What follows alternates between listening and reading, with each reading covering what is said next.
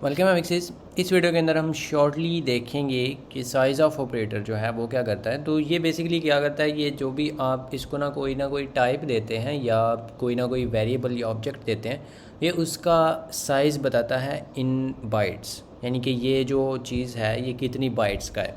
तो इसको हम टेस्ट आउट कर लेते हैं with a nice little see out. तो इसके अंदर आप इस तरह से साइज़ ऑफ लिखते हैं विदाउट एनी स्पेसिस। उसके बाद आप ये पैरेंथेसिस लगाते हैं। या फंक्शन नहीं है, एक्चुअली फ़ंक्शन और ऑपरेटर बेसिकली चीज़ तो सेम ही है, लेकिन ये एक ऑपरेटर है। आपने इसको बिल्ट इन फंक्शन नहीं कहना, आपने इसको एक ऑपरेटर ही कहना है।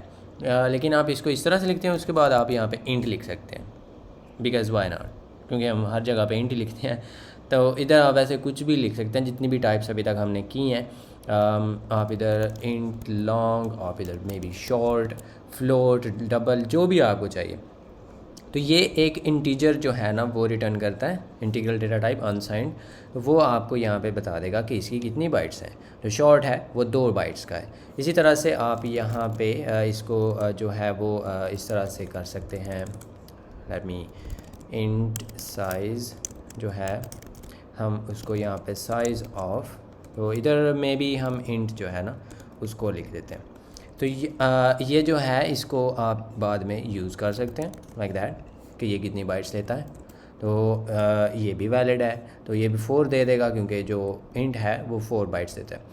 अब एक और भी चीज़ कि आप जो इसको वेरिएबल्स के साथ भी लिख सकते हैं। लाइक आप इसको डायरेक्टली यहाँ पे इस तरह से भी लिख सकते हैं कि साइज़ ऑफ ये वाला जो वेरिएबल है इसका क्या साइज़ है, तो आप उससे भी पता चला सकते हैं। अब वो क्या है, उसकी टाइप है इंटीजर।